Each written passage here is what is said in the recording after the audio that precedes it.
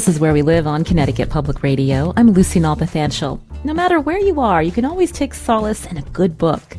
Today we're taking a break from the news to talk about some great summer reads. I just finished reading Every Day is a Gift, the memoir of U.S. Senator and Iraq War veteran Tammy Duckworth. We want to hear from you. What books are you diving into this summer or hope to read while on vacation? You can join our conversation, 888-720-9677. That's 888-720-WNPR. You can share a comment on our Facebook page or find us on Twitter at Where We Live. Coming up, we'll talk to a librarian at the Connecticut State Library who will share some great children and young adult recommendations. And later, we'll hear from the director of the Connecticut Literary Festival. The pandemic caused it to be canceled in person last year, but it's on for 2021. We can't wait to hear more. First on Zoom with us is Roxanne Coady, owner and founder of R.J. Julia Booksellers in Madison and the Wesleyan R.J. Julia Bookstore in Middletown. Roxanne, welcome to our show. Well, thanks. Good morning, Lucy. You have been quite the voice in our state when we think about reading and boosting the authors that not only from our state, but ones that people really admire. And so many great events at your bookstore in Madison over the years. But what has it been like in the pandemic to run an independent bookstore and still reach out to so many of your great patrons? You know, it's been an interesting lesson. R.J. Julia's is 31 years old, so we've seen a lot in 31 years. So when the pandemic first started, the sentiment that sort of was overwhelming is unadulterated fear, because not only did you worry about everybody you know's health and your own health, but I thought, oh my goodness, how are we going to keep, 50 employees employed? How is R.J. Julia going to survive this? So there were some scary, scary months, but the benefit of being around that long is we ended up with our booksellers being heroic about pivoting to do whatever our customers needed. And our customers understood that they needed, if they were going to buy any books, they need to buy them from us and not, that other gorilla that exists in the internet. And within that fear, Lucy, it was the most heart-filling, positive experience that you could imagine, watching our staff wanting to do what would be good for R.J. Julia, wanting to make sure that they were helping our readers and customers. And our customers were just there for us in the most astonishing way. So, in that way that you often hear what happens in challenging times, within that challenge, we learned how well we could work together, how we could cheer each other up. Authors stepped to the plate. We quickly figured out how to do events remotely. So as scary as it was as satisfying as it was, if that makes any sense. Mm-hmm. So you pivoted to web sales, had curbside, did a lot of online remote We created a pickup window. We designed and installed a pickup window on what we named Book Lovers Alley, so Book Lovers Lane. And so it was it was kind of crazy, but it all worked. And their reading accelerated, and we're seeing their reading continue to be pretty hefty and voracious. So what does it look like today? How are your book clubs going? So our book clubs are going really well. I think people are tiptoeing into, we have about 8 or 9 book clubs that meet in the store. They're going to begin to start meeting in the store. Book clubs, some book clubs continued virtually. We're going to hold a book club soiree to get everybody back together and talk about the best book club books. And I think, one of the things that Zoom taught us is it is almost oxymoronic. One is wow, we're really happy to physically be together. But we also learned that we can be together in another way. So we're finding some families starting book clubs that, you wouldn't have thought you could do because your sister's in San Francisco and you're in Hartford and somebody's in Dallas. So we're going to try to help a lot of those new book clubs that are, forming and help them figure out how to get these remote book clubs going. You're hearing Roxanne Coady here on Where We Live. She's the owner and founder of R.J. Julia Booksellers, both in Madison and the Wesleyan R.J. Julia bookstore in Middletown. As we talk about summer reading, we'd love to hear your recommendations. What are you reading this summer or as you get ready for vacation? 888-720-9677 or find us on Facebook and Twitter at Where We Live. Roxanne Ann tweeted at us that she just read Mrs. Everything by Jennifer Weiner. It's a great fictional account of the changes in women's choices in the U.S. over the last half of the 20th century, and it's told through the lens of two very different sisters. She highly recommends it. What books do you recommend people pick up this summer? So I have a couple, and just so that you know, I think Jennifer Weiner's doing an event for R.J. Julia. Oh, awesome.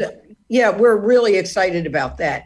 So I'm going to start with two of my most favorite fiction books that I think are perfect summer reads. And what I think makes books great summer reads are the minute you open the page, you want to live with those characters. You just want to be with them. You want to know what happens to them. You want to see if they make good decisions or bad decisions. So I'm going to start with The End of the Day by Bill Clegg. And Bill has a home in Connecticut also. He's a writer and he's also a literary agent, and he's the loveliest of men. And he knows how to write just a fantastic fiction book. And The End of the Day opens with two women, one seemingly isolated and sad, and the other had been a very wealthy woman and seems deteriorated. And the book then goes backwards in time to understand their story. And one woman had been, like the wealthy come in from New York City person, and the other person had been what is often referred to in these towns as a local. And they were inseparable until they were not. And what we learn is how secrets become corrosive. How we're shaped by things that we're unwilling to face up to or are afraid to disclose. And so we end up hearing the story of three women on very different journeys and how they make their way or not make their way. But I guarantee, Lucy, if you open The End of the Day, you will not put it down till the end of the day because I just made that up. I know that was a little cheap shot, but it's just glorious. It's glorious fiction writing, straightforward story, great characters. And the other one that I can't get out of my head is a book called The Midnight Library by Matt Haig. So Lucy, as you probably know from all the people you interview and all the talks that you go through, lots of people go through their lives with regrets. If only they had done this, if only they had fixed that. So this book opens with a woman in her 30s who once could have been a musician, once could have been an Olympic swimmer, once could have married a guy that they would open a pub, but everything goes wrong and then her cat dies. So she decides to commit suicide. But instead of finding herself having successfully killed herself, she finds herself in the Midnight Library with the librarian who had been her childhood librarian. And in this library are hundreds and hundreds and hundreds of books with no titles on them. And each one represents a life that she could have had if her regret was unwound. And then she literally goes into that life. And if it turns out to be the life that she wished she had, she could stay there. And if you think about this, as we think about regrets, we never think of the road not traveled as going wrong. We only think about it as going right, right? We can't imagine, it's not subject to real life. If I had married Joe, I'd be, some rich, smart, fabulous woman in Kentucky, and you don't think about that Joe might have turned out to be an alcoholic and your life would have been a ruin. And Matt Haig just does a wonderful job of, okay, go ahead and try that life. Let's see what you think. Sounds really interesting. Again, Midnight Library by Matt Haig, and then you also mentioned End of the Day by Bill Clegg. Do you find that you're drawn to fiction versus other genres, Roxanne? I'm actually a big nonfiction reader. One of the things that I hadn't mentioned, so I do a podcast called Just the Right Book, that it interviews just nonfiction writers. And it's, you can get it on Apple or Spotify or wherever. So I only do nonfiction for those. So probably half to 60 or 70% of my reading is nonfiction. And one of the struggles I have with fiction is, as such a big reader, sometimes I end up finding myself not as engaged. I think, oh, you know what? I've heard this story. So if a fiction book passes my 25-page test, then I'm hooked. I like that, your 25-page test. We've talked about that on the show before, is, when do we give up on a book? Well, it used to be, before I had the bookstore, I would absolutely never not finish a book. Never. I would always finish the book, because what if the great part came near the end? But with so many books that I know about, there's no way and it doesn't mean it's a bad book. It just means it's a bad book for me at that moment. It might even be I'll pick it up 6 months later, a year later, or 4 years later, and it speaks to me differently. But I just, the number of books that I want to read at any one point is somewhere between 10 and 20. And therefore, I'm just too impatient to sit with something that I'm not loving, to, that other book keeps seducing me and saying, oh, put that other guy down. Read me. I tell my producers that all the time. My nightstand is full of, I have several books going at once. And just like you, I read a lot of nonfiction because I host this show. But I find that I'm drawn to fiction. Like if I'm going to go on vacation, I want a good engrossing read. Yeah. It kind of takes me away from all of the news that I focus on each and every day, and the heaviness sometimes in the news biz. But what about some old favorites, Roxanne? Do you find that you reread books? Well, I don't, and sort of for the same reason. But the thing that draws me to the idea of rereading a book, I forget who said this. I didn't make up this line, because I didn't make it up, but I think it's very smart. And that is, when you reread a book, you are revisiting who you were when you read it. And you can act, like when you hear a song that's from a time in your past or an event, and it becomes evocative of that moment. I think the same thing happens with reading, so that, I'll give you an example. I read a book called Composing a Life by Mary Bateson. And Mary Bateson was Margaret Mead's daughter. And I read this book decades and decades ago. In my mind, it shaped how I thought of myself as a woman in my 30s or 40s. Well, I'm in my 70s now, and it's one of the few books I picked up, and I really couldn't tell what I loved about it, because it spoke to the 30-year younger than me.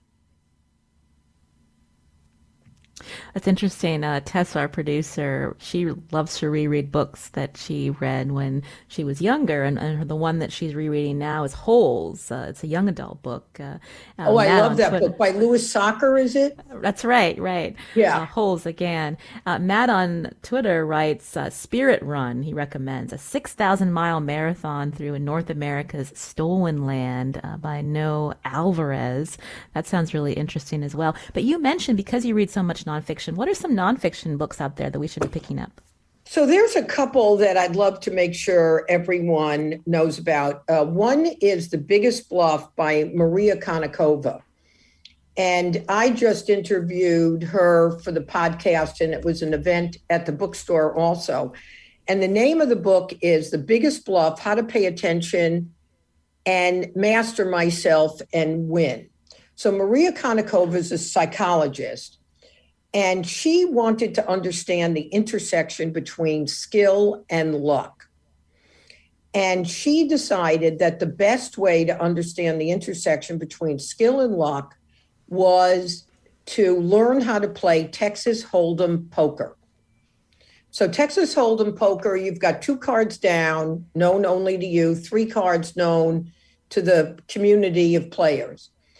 And what she learned in trying to learn how to play poker and playing poker and actually becoming a national champion is that this game becomes a template for living your life, and how much bluffing takes a role, how much your emotions play a role in making good or bad decisions, how much you're really understanding the role of luck in your life, bad luck, good luck. And she talked about this principle, which fascinated me, that based on some studies, most of us contribute our successes to our strengths and our failures to bad luck.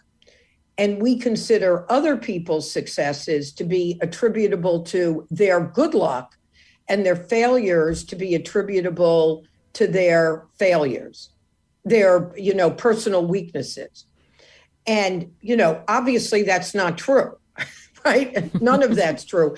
So you wouldn't think you could read a whole book, but she's such a great storyteller that you read this almost as if it were fiction. Nice. So you said Biggest Bluff. Say the author name again. Maria Konnikova, Konnikova.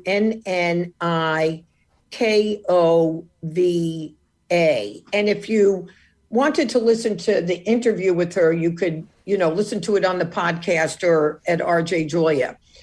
And the other nonfiction book that I loved is called The Doctor's Blackwell: How 2 Pioneering Sisters Brought Medicine to Women and Women to Medicine.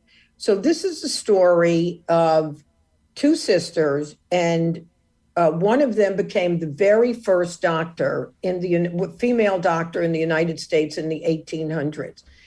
And first of all, when you realize that medical school in the 1800s was like 2 8-week programs, and each 8-week program duplicated the other one.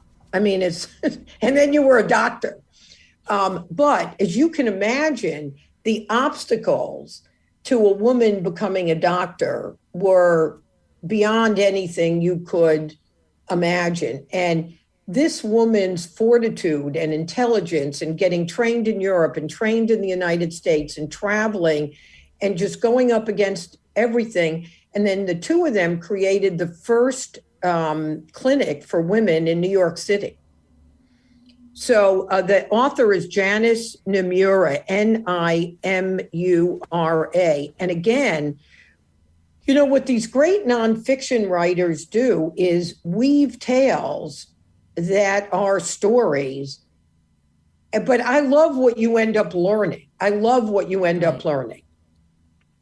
One thing we love talking about on the show, or talking to, are Connecticut authors. And so before you go, Roxanne, can you give us some Connecticut authors and books that we should be picking up? Yeah, sure. So the other guy I just interviewed is Bob Ballard. And, nice. Bob Ballard, who's written over 20 books, lives in Connecticut. and is based in New London, wrote a memoir called Into the Deep, a memoir from the man who found Titanic. And Bob Ballard, I'm sure you know him, Lucy. Oh, yeah, he's on my list. Yeah. So in this book, Bob does all of these things at once. One is he tells us a deeply personal story about discovering he's dyslexic at 62 and how he became the incredible scientist and oceanographer that he is. And at the same time, we learn about how much resources the ocean could end up solving both our energy and our food problems and climate change if we invested and understood all the resources and how they can be developed from the ocean. And then you get all the adventures of him discovering the Titanic, the PT-109, the Bismarck, the Lusitania, Phoenician sea routes. So and he's about to turn 80, and his career, Lucy, is just so large and magnificent and filled with adventure and discovery that it almost seems like fiction. Well, that sounds like a great book. I interviewed him years ago, and he's just remarkable. And the fact that he is a Connecticut resident is a plus. One more from you, Roxanne. I understand Amy Bloom has a new book coming out. Yes. So Amy Bloom, husband, developed Alzheimer's. And I'm not giving away anything because you learn this right away. They made the profound, difficult decision for Brian to go to Switzerland and have an assisted suicide. And Amy has a book coming out next year, and she's one of my favorite writers. She's just gifted and smart and extraordinary. And this book is called In Love, a memoir of love and loss by Amy Bloom. And it won't be out. I think it's out in early 22. And I've read it, and I think that it will touch so many people when they read the story. And it's, Amy's story from another dimension. She has written novels. She has written short stories. But this is quite a personal memoir, as you can imagine. Well, Roxanne, Coady, it's been a pleasure to hear you on Where We Live, owner and founder of R.J. Julia Booksellers in Madison, also in Middletown. So many great recommendations. And as you mentioned, you host Just the Right Book podcast. So something we can also listen to at the beach, Roxanne. Thank you for Exactly. or on the drive to the beach. We love it. Thank you, Roxanne. We really Lucy, appreciate thanks for having me on. I appreciate it. You have a good day. This is Where We Live on Connecticut Public Radio. Coming up, we're going to continue our Summer Reads show. We're going to hear from a young adult librarian with some recommendations for your kids.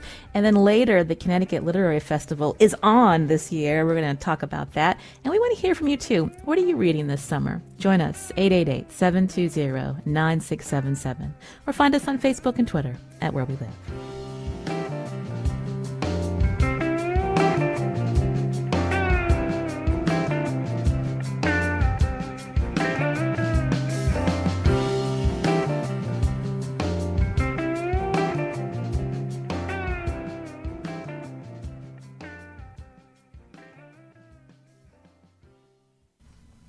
This is Where We Live on Connecticut Public Radio. I'm Lucy Nalpathanchel. We're getting book recommendations for the summer, and we want to hear from you, too. What are you reading? You can join us, 888-720-9677.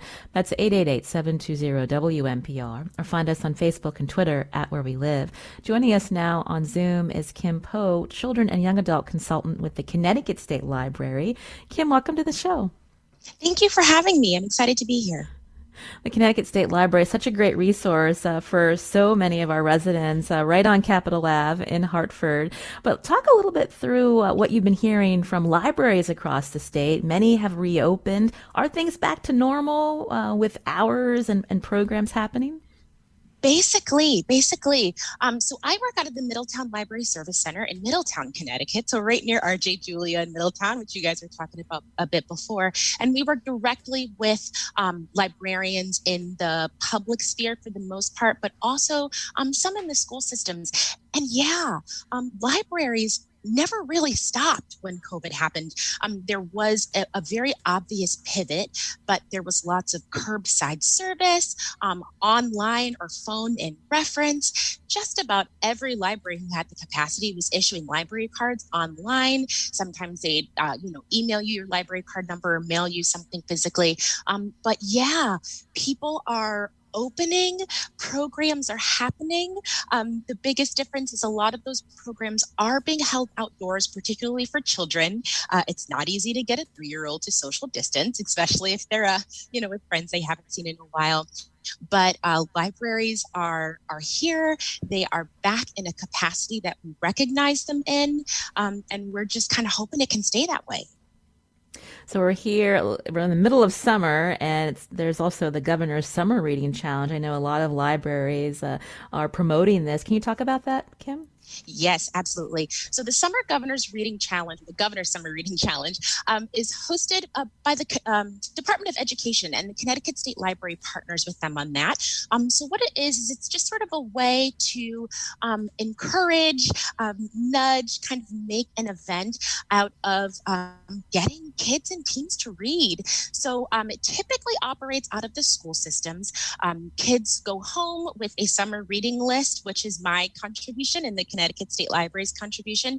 The list goes through the school systems. The list goes to public libraries, and basically kids just read. Now, the list is just a suggestion. No one is kind of locked into the titles that are there. We do kind of do what we can to make sure that there's something for everyone, a guiding light for parents to help sort of point them in a direction of what their kids could be reading. And at the end of the summer, someone from the school system, could be the library, could be the principal, does a tally. How many kids participated in your school system? How many books did they read? Do a little bit of math and send that over to the Department of Education.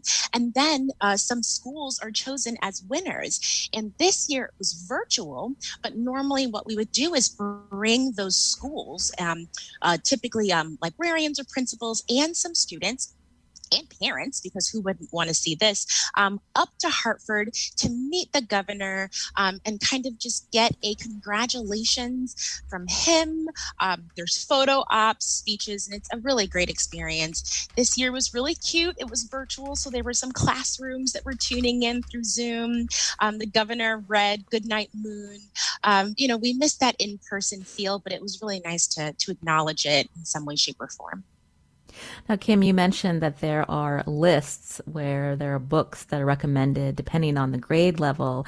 I know that my kids at home, we've got this chart from our library, the theme Tales and Tales. Can you talk about that and give us some ideas of what were some of your favorite books on these lists? Yes, so this year's theme is Tales and Tales, like an animal tale and the tale of a book.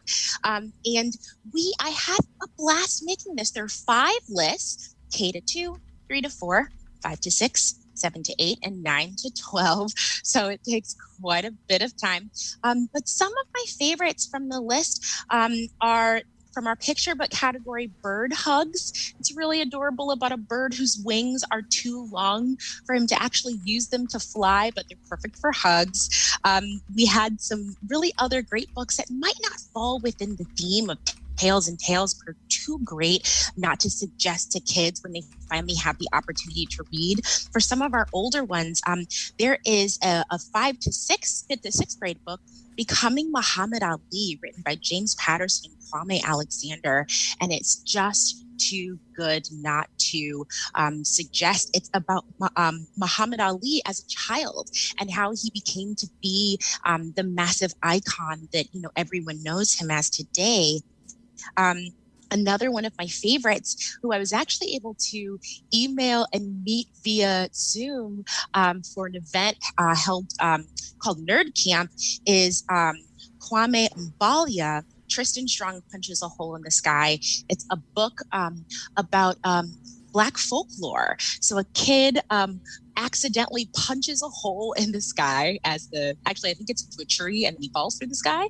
And he meets these folk heroes that he and a friend of his who recently passed have only read about, Anansi the spider, Hi John, and he has caused all of these problems by punching a hole in their sky and letting in something evil that they didn't want there. So now he has to work with all of them to combat that and fix the problem that he's caused.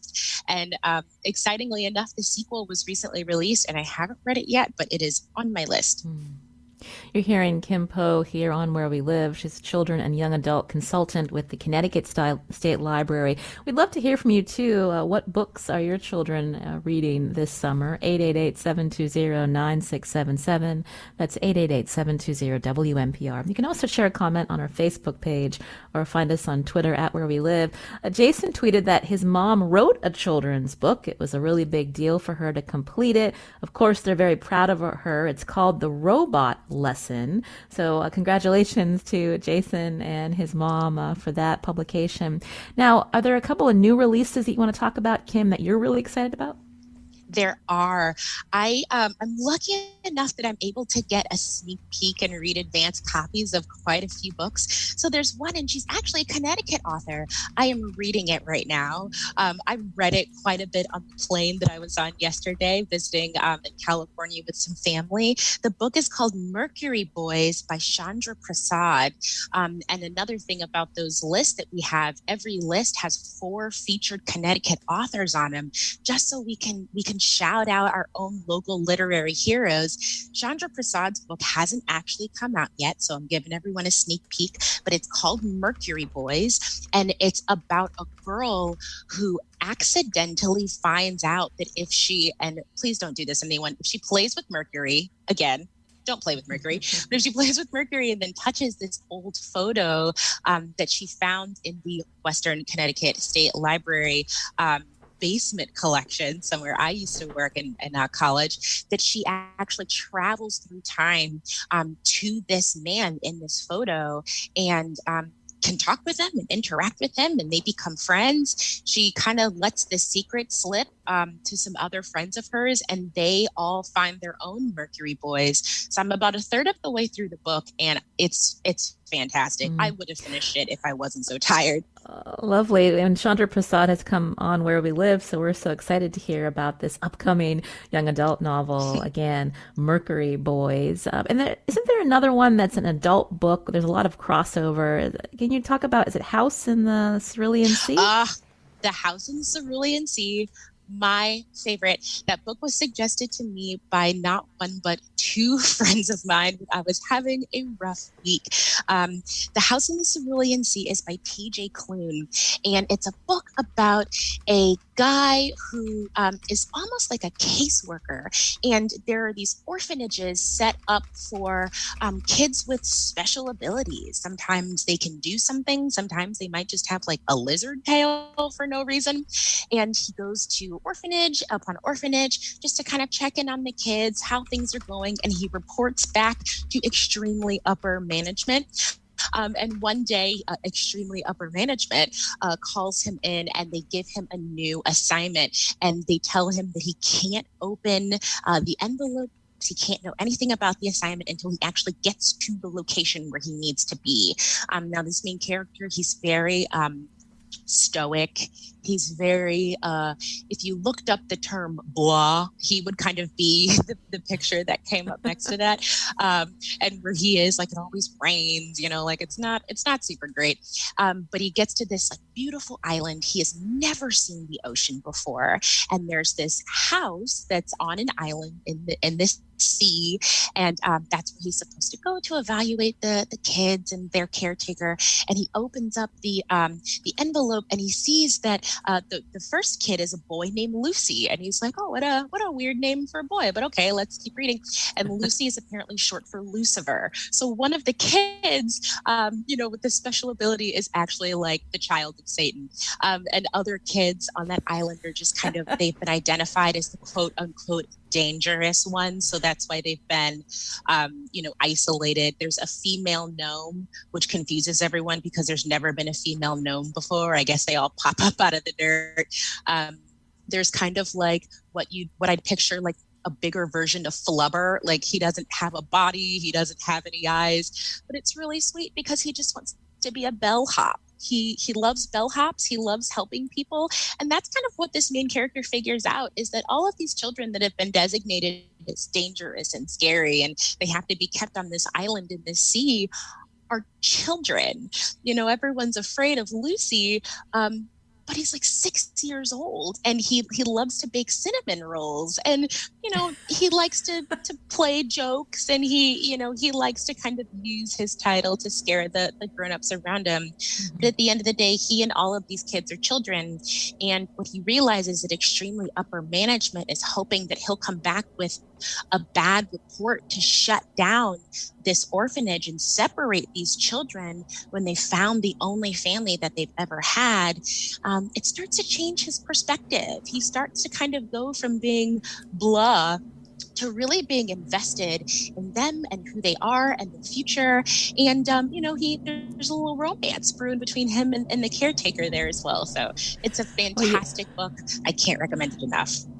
Yeah, you sold me on it. I'm just going to have to check it out now from my library. House in the Cerulean Sea. Wonderful summary of that book, Kim.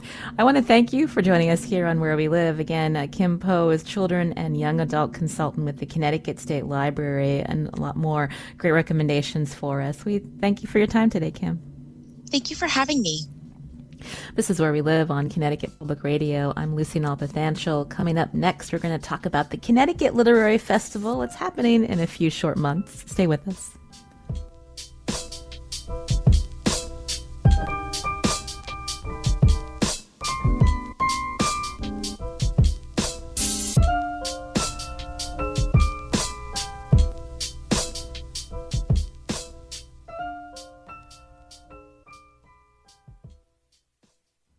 This is Where We Live on Connecticut Public Radio. I'm Lucy Nalpathanchel. Coming up tomorrow, restaurants scrambled to stay afloat during COVID with creative solutions like dining areas and empty parking spaces.